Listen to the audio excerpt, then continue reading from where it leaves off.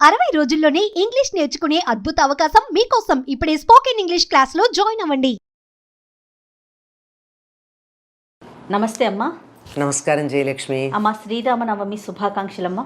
మీకు కూడా అందరికీనమ్మా, చూసేటటువంటి వాళ్ళందరికీ, ముఖ్యంగా తెలుగు వాళ్ళకి, భారతీయులకి అందరికీ కూడా శ్రీరామనవమి శుభాకాంక్షలు. అమ్మా, పండుగ విశిష్టత అలానే భద్రాచలంలో అంగరంగ వైభవంగా కన్నుల పండుగగా కళ్యాణం చేస్తారు. అవునమ్మా.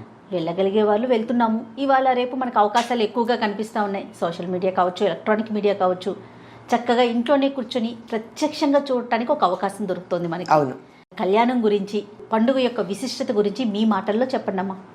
చైత్ర శుద్ధ నవమి రాముడు పుట్టినటువంటి రోజు. శ్రీరామ నవమి అంటే ఆ రోజు 5 గ్రహాలు ఉచ్చస్థితిలో ఉన్నప్పుడు మధ్యాహ్న సమయంలో రాముడు ఆవిర్భవించాడు, అవతరించాడు. కనుక దాన్ని శ్రీరామనవమి అన్న పేరుతో మనం చేసుకుంటూ ఉంటాం. అయితే ఆనాడు కళ్యాణం చేయడం అనేటటువంటి ఒక సంప్రదాయాన్ని కంచర్ల గోపన్న గారు భద్రాద్రిలో ప్రారంభించాడు. ఆయన కంచర్ల గోపన్న పేరు, కానీ రామదాసుగా లోకంలో ప్రసిద్ధి వహించాడు. అంటే తన అసలు పేరు కూడా వదులుకుని నువ్వెవరు అంటే తన ఇంటి పేరు కంచర్లని కానీ తన పేరు గోపన్న అని కానీ చెప్పక నేను రామదాసుని అంతే అని అంతగా రాముడికి దాసుణ్ణి అన్నట్టుగా తన జీవితాన్ని రాముడికి అర్పించినటువంటి వాడు ఈయన రామదాసు. ఆయన ప్రారంభించాడు. తెలుగు వాళ్ళందరూ దాన్ని అనుసరించారు.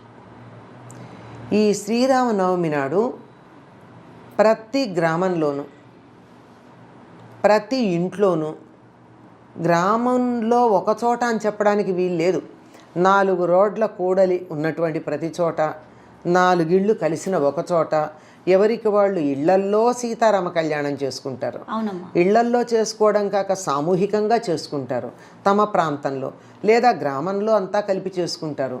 ఆలయంలో చేస్తారు.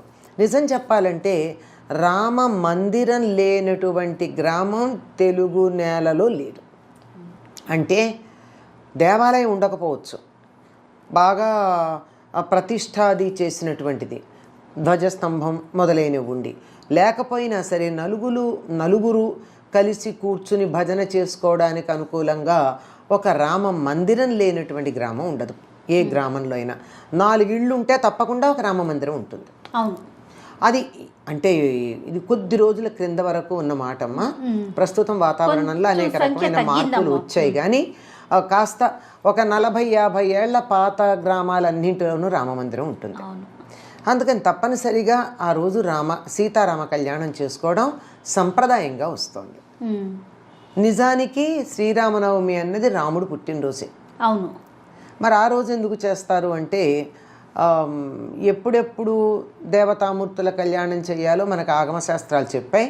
అందులో ఒకటి వాళ్ళకి అసలు కళ్యాణం జరిగినటువంటి రోజున, లేదా వాళ్ళ జన్మ నక్షత్రం లేకపోతే తిథి ఆ రోజున, లేకపోతే ఒక దేవాలయ ప్రతిష్టాపన చేసినప్పుడు, బ్రహ్మోత్సవాలు చేసుకునేటప్పుడు, యజ్ఞయాగాది క్రతువులు చేసుకున్నప్పుడు, ఎవరింట్లో అన్నా ఏదన్నా శుభకార్యం జరిగినప్పుడు, ఓహో, లేదంటే నేను ఇలా కళ్యాణం చేయిస్తానని మొక్కుకుంటే అలా మొక్కుకున్నప్పుడు, ఇట్లా ఎప్పుడైనా చెయ్యొచ్చు. మనకి మాత్రం ఎంతగా అలవాటైపోయిందంటే కంచర్ల గోపన్న పెట్టినటువంటి వరవడి ఆ రోజే సీతారామ కళ్యాణం జరిగింది అని మనం గట్టిగా నమ్మేస్తాం. అవును. ఎవరైనా కాదని చెప్తే కూడా వీళ్ళే తప్పు చెప్తున్నారనేటటువంటి అభిప్రాయంలో కూడా పడిపోతాం. కానీ అది దేవాలయ ప్రతిష్టాపన అంటే బ్రహ్మోత్సవాలకు సంబంధించిందే కాక ఆ రోజు ఆయన పుట్టినరోజు కనుక ఆనాడు చేయడం అలవాటైంది.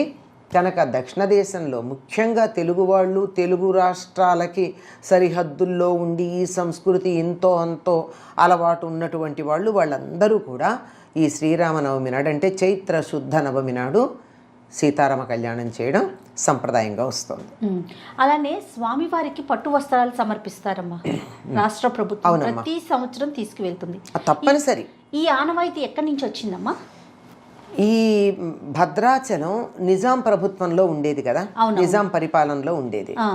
ఈ భద్రాచలం గ్రామానికి అప్పట్లో కరణమో ఏదో అంటారు, గ్రామాధికారిగా ఈ కంచర్ల గోపన్న ఉండి ఈయన గ్రామాల నుండి పన్ను వసూలు చేసి ఆ వసూలు చేసినటువంటి పన్ను ప్రభుత్వానికి కట్టకుండా సొంతానికి ఏం వాడుకోలేదులేండి, రాముడికి ఉపయోగించాడు దేవాలయ నిర్మాణానికి.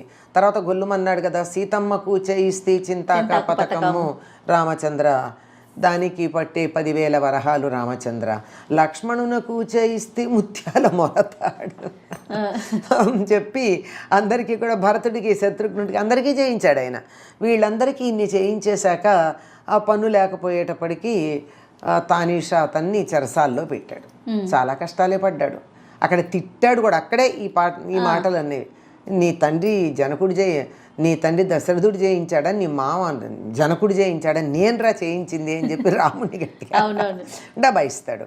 పైగా అన్నాక హబ్బబ్బా ఈ దెబ్బల కోరవక తిట్టాను ఏమనుకోకని కూడా అంటాడు. సారీ కూడా చెప్పేశాడు.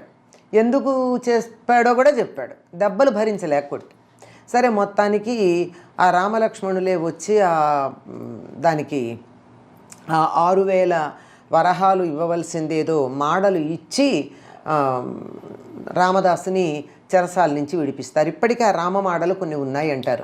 రామలక్ష్మణులు తానీషాకి ఇచ్చింది. తానీషా ఎంత అదృష్టవంతుడో, నేను చూడలేదు ఆయన చూశాడని. తానీషాకు అప్పుడు రాముడంటే ఒక నమ్మకం కుదిరి కళ్యాణానికి పట్టుబట్టలు పంపించడం మొదలుపెట్టాడు తానీషా. పట్టుబట్టలతో పాటు ఈ గోల్కొండ ప్రాంతం ముత్యాల వ్యాపారానికి ప్రసిద్ధి. గమ్మత్ ఏంటంటే ఇక్కడ ముత్యాలు దొరకవు, కానీ వ్యాపారం మాత్రం ఇక్కడే. ఎవరైనా ఇప్పుడు భాగ్యనగరం వచ్చారంటే ఏం పట్టుకెడతారని ఇక్కడి నుంచి ముత్యాలు పట్టుకెడతారు. అది ముత్యాల వ్యాపార కేంద్రం ఇది. ఎందుకంటే మహమ్మదీయులు వచ్చినప్పుడు వాళ్ళు చేసినటువంటి పని వల్ల. అందుకని ముత్యాలు కూడా తలంబ్రాలలో కలిపిపోయడానికని పంపించటం ఒక సంప్రదాయంగా పెట్టుకున్నాడు. అక్కడి నుంచి ముత్యాలు పట్టుబట్టలు పంపించేవాడు రాముల వారికి. ఇప్పటికి కూడానమ్మా రాముల వారికి కట్టేటటువంటి వస్త్రాలు కానీ, అమ్మవారికి కట్టే వస్త్రాలు కానీ మంచి పట్టు వెండి జరి అయితే తప్ప కడతారు. కాకపోతే కాటన్ అన్నా కడతారు కానీ నూలుదన్నా పిచ్చి జరీలు సింథటిక్స్ కట్టరు.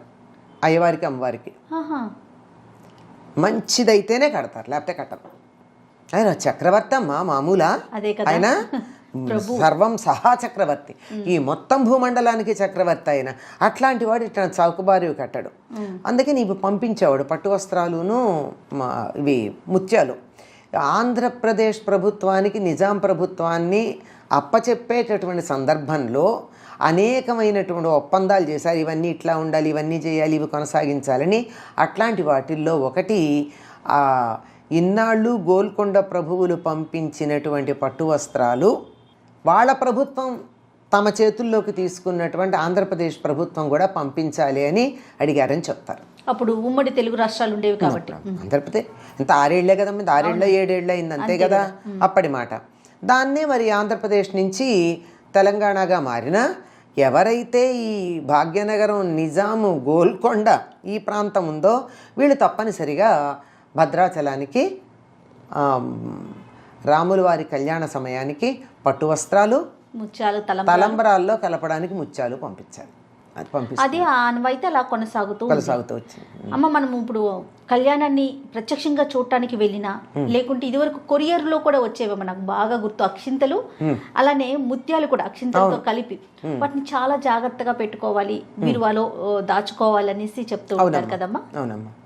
అది అంటే ఎట్లా, ఎందుకనమంటే స్వామి మీద నుంచి వచ్చినటువంటి ఆ ముత్యాలకు చాలా విలువ ఉంది అని చెప్పి జానక్య కమలామలాంజలి పుటే అని చెప్పి ఆ శ్లోకం ఉంది కదా.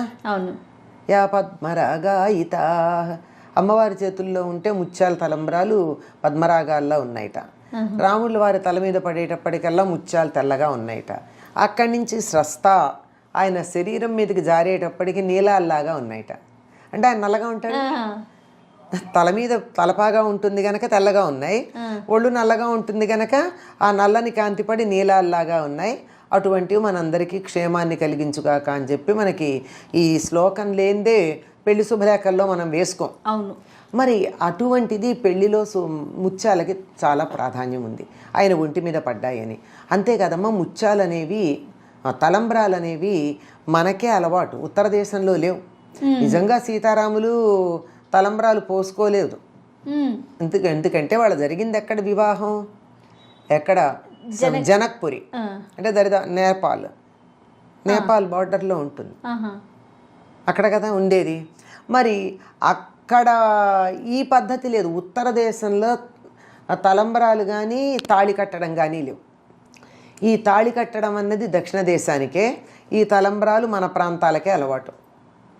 ఉహు, అది మనం రాముడిని తెలుగువాడిని చేసేసుకున్నాంగా. మన భద్రాద్రి రాముడు తెలుగువాడండి, అవునమ్మా. అచ్చంగా తెలుగువాడు. ఆయన్ని తెలుగు వేషంలోనే చూసుకుంటాం మనం. అందుకని ఇక్కడే తిరిగాడు చెప్పులు లేకుండా, ఆ, వాహనం లేకుండా, కాలినడకన రాముడు నడిచి పవిత్రమైన దేశం అమ్మ ఇది. ఇక్కడ దుమ్మును ఎత్తిన చల్లుకుంటే కూడా చాలా పవిత్రం. అందుకని ఇక్కడ నేలని గౌరవించాలి, ఆ, భూమాతని గౌరవించాలి. రామ పాద స్పర్శ సోకింది. అంతే. ఉత్తర దేశంలోనేమో మధురా ప్రాంతం అంతా కృష్ణ పాద స్పర్శ. ఆ, వాళ్ళు అక్కడ మీకు తెలుసో తెలీదో బృందావనంలో రోడ్ల మీద సిమెంట్ వేయనీరు, తారు వేయనీరు. ఆ, మీరు సిమెంటు తారు వేస్తే మా కృష్ణుడి పాదాల సోకిన దుమ్ము కాస్తా పోతుంది, ఇక్కడ ఉండనిమన్నారు వాళ్ళు. ఓ, ఉండదు ఇక్కడ సిమెంటు మంచి మామూలు మట్టి రోడ్లే ఉంటాయి అక్కడ. Okay okay. అంటే ఆ పాద స్పర్శతో కృష్ణుడి పాదాల స్పర్శ సోకినటువంటి దుమ్మది. ఉమ్, అలానే మనకి ఇక్కడ ఇక్కడ మనకిదంతా కూడా రాముడి పాదాలు సోకిన స్పర్శ కలిగినటువంటి మట్టి నేల. ఈ ప్రాంతం అంతా అట్లా ఉంది. అమ్మవారు చీర ఆరవేసిన ప్లేస్ కూడా ఉందని మనం చూస్తున్నాం భద్రాచలం దగ్గర. అది ఇప్పుడు ఎందుకమ్మా, ఏ ప్రాంతం చూడండి మన ఇక్కడికి వచ్చినట్టయితే ఇదిగో ఇక్కడ ఈ ఇలా వంకర వంకరగా ఉంటాయి ఆ రాళ్ళు. పర్ణశాల దగ్గరికి వెడితే అవునవును, గోదావరి ఒడ్డున. ఎందుకు ఇలా అంటే ఆవిడ చీర ఆరేసుకుంటే ఆ మడతలు పడ్డాయి. పడ్డాయని. అక్కడ మీకు పసుపు ఎర్రని రాళ్ళు కూడా దొరుకుతాయి. కుంకుమ, కుంకుమ పసుపు అంటాం.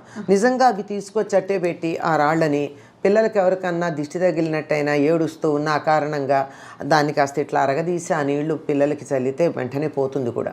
ఆహా, ఓకే. అవి కుంకుమ పసుపు ఆవిడ చేసింది. మరి నిజానికి ఆవిడ ముట్టుకున్నందువల్ల వాటికి పవిత్రత వచ్చిందా, ఆ పేరు అలా చెప్పుకోవడం వల్ల వచ్చిందో, వాటికి ఔషధీ గుణాలు ఉన్నాయో తెలియదు. కానీ ఇంట్లో ఇప్పటికీ దాచిపెట్టుకునేటువంటి పద్ధతి ఉంది. ఇక్కడే కాదు, మీరు ఇంకా మిగిలిన ప్రాంతాలకు వెళ్ళినట్టయితే ఒక రాయి ఇలా ఉంటుంది అనుకోండి, కొంచెం వంపుగా ఎత్తుగా, కింద ఏదో ఒక కాలి గుర్తులు ఉన్నాయనుకోండి, ఈ రాతి మీద రాముడు కూర్చున్నాడు, కింద పాదాల గుర్తులు చూడండి. ఇట్లా ఉన్నవి మనకి ఈ ప్రాంతం అంతా, దక్షిణ దేశం అంతా చాలా ఉన్నాయి. ఎందుకంటే ఇక్కడ అట్లా తిరిగారు వాళ్ళు. అందుకని ఈ ప్రాంతం అంతా కూడా అట్లా తిరిగాడు కనుక రాముడు మనవాడు. అంతే. మన పద్ధతిలో పెళ్లి చేస్తాం. మన పద్ధతిలో పెళ్లి చేసి ఆయనకి సీతాదేవికి ఆయన చేత తాళి కట్టించటం, ఇద్దరు పరస్పరం అక్షతారోపణం అనేటటువంటి కార్యక్రమం ఉంది. దాన్నే తలంబ్రాలు అంటాం. ఈ తలంబ్రాలు పోసుకోవడం జరుగుతుంది. ఇవి మంత్రపూతంగా సీతారాముల శరీరం మీద రాలి పడినటువంటి అక్షతలు గనక వీటికి ఆ శక్తి ఉంటుంది. అందుకని భద్రంగా దాచిపెట్టుకుంటాం. ఎవరివైనా కళ్యాణం జరుగుతుంటే, పెళ్లి జరుగుతూ ఉంటే ఆ తలంబ్రాలలో ఈ 2 అక్షతలు గనక కలిపినట్టయితే వారికి దాంపత్యం చాలా బాగుంటుందని విశ్వాసం. శుభలేఖ ఇవ్వడానికి ఎవరన్నా మన ఇంటికి వస్తే మన ఇంట్లో ఆ భద్రాచలం అక్షతలు ఉంటే వాళ్ళకి 4 అక్షతలు ఇవ్వండి. ఆ అక్షతలు ఇస్తే వాళ్ళు తీసుకెళ్ళి దేవుడి దగ్గర పెట్టుకుంటారు. పెట్టుకుని మళ్ళీ పెళ్ళప్పుడు తలంబ్రాల్లో కలుపుతారు. వాళ్ళ దాంపత్య శోభ చక్కగా ఉంటుంది. అద్భుతం. ఇది తప్పనిసరిగా జరిగేదమ్మా. లేదు ఏదన్నా శుభం కావాలంటే కూడా ఇంట్లో ఏదైనా శుభకార్యాలు చేసుకునేటప్పుడు, పిల్లల పరీక్షకు వెళ్ళేటప్పుడు, ఇంటర్వ్యూలకు వెళ్ళేటప్పుడు, ఏదో పెళ్లి మాటలు మాట్లాడడానికి వెళ్ళేటప్పుడు, ఏదైనా ఒక శుభకార్యానికి బయలుదేరేటప్పుడు దేవుడి దగ్గర ఉన్నటువంటి ఆ భద్రాచలం అక్షతలు కానీ కాసిన 2 తీస్తల మీద వేసుకున్నా, ఇంట్లో వాళ్ళకి వేసినా చాలా శుభం జరుగుతుంది. రాముడి యొక్క ఆశీస్సులు నేరుగా లభ్యమవుతాయని నమ్మకం మనకి. ఇంకా నవమి రోజు మనం ఇంట్లో ఎలాంటి పూజా విధానం పాటించాలమ్మా? నిజానికి నవమి రాముడు పుట్టినరోజు గనక కృష్ణుడికి చేసినట్టే, కృష్ణాష్టమికి చేసినట్టే చాలామంది ఉత్తర దేశం వాళ్ళు అయితే ముందు రోజు ఉపవాసం ఉంటారు, బ్రహ్మచర్యం పాటిస్తారు, నియమంగా ఉంటారు. అష్టమి నాటి రాత్రి, మర్నాడు మధ్యాహ్నం రాముడు పుట్టేటటువంటి సమయానికి, అంటే 12 గంటలకు కదా, ఆ సమయానికి రాముడు పుట్టాడు గనక అందరూ కుమారుడు జన్మించాడు అనగానే బొడ్డు కొయ్యకుండా తండ్రి ఏం చెయ్యాలంటే ఏదో స్నానం చేస్తారని చెప్తారు. అది కాక దానాలు చేస్తాడు. బొడ్డు కోసాక పురుడు వస్తుంది, బొడ్డు కోయక ముందు పురుడు లేదు ఇంకా కనుక ముందు అవన్నీ దానాలు ఒకవేళ వెంటనే చేయడానికి వీలు లేకపోతే ఇన్ని ఆవులు దానం చేస్తాను, ఇంత దానం చేస్తానని సంకల్పం చేసుకుని అప్పుడు బొడ్డు కోయడం ఉండేది. అప్పుడు ఇప్పుడైనా మనం అంత కావాలంటే మనసులో సంకల్పం చేసుకోవచ్చు, ఇంత ఇస్తాను అంత ఇస్తాను. పోనీ అందరికీ కొడుకులు పుట్టినప్పుడు అంత ఉత్సాహంగా చేశామో లేదో తెలియదు. రాముడు లాంటి కొడుకు కావాలనుకుంటాం కదా మనం, లేదా ఉన్న కొడుకు రాముడిలా ఉండాలనుకుంటాం కదా. అందుకని ఆ సమయంలో రాముడు అవతరించిన సమయంలో ఏదైనా బ్రాహ్మణులకు దానాలు అవి చేసి, ఏదన్నా ఒకవేళ గోదానం చేయాలంటే చేస్తానని సంకల్పం చేసుకుని అప్పుడు పూజ చేసుకుని ఆ తర్వాత నివేదన చేసే పద్ధతి ఉంది. లేదు మేము కళ్యాణం చేస్తామండి, భద్రాచలం మాకు ఇష్టం, రాముడు మా దేశంలో తిరిగినప్పుడు మేము ఇక్కడ ఆయనకి శ్రీరామనవమి నాడు కళ్యాణం చేస్తామంటామా, కళ్యాణం చేసుకుంటారు. చక్కగా సీతారాముల విగ్రహాలకు మంచి వస్త్రాలు కట్టి మంగళసూత్రాలు లాంటివన్నీ వేసి ఇంట్లోనే 2 పక్షాల ఉండి కళ్యాణం చేసే పద్ధతి ఉంది. తప్పనిసరిగా ఆనాడు పానకం, వడపప్పు మొదలైనవి నివేదన చేస్తాం. అలాగేనమ్మా. మరొక్కసారి శ్రీరామనవమి శుభాకాంక్షలమ్మా. అమ్మ మీకు కూడా అందరికీనమ్మా. శ్రీరాముడు మనందరినీ చల్లగా చూసి మానవ జాతి ఎలా ప్రవర్తించాలో ఆదర్శం చూపించాడు గనక రామనవమి పండగ వేడుగ్గా చేసుకోవడంతో పాటు రాముడిలాగా ఉండే ప్రయత్నం చేద్దాం. ఉంటామని చెప్పలేం, ఉండే ప్రయత్నం చేద్దాం, అది చాలీ జన్మకి. నమస్తే. సుమన్ టీవీలో మీ పర్సనల్ అండ్ బిజినెస్ ప్రమోషన్స్ కోసం కింది నెంబర్కి కాంటాక్ట్ చేయండి.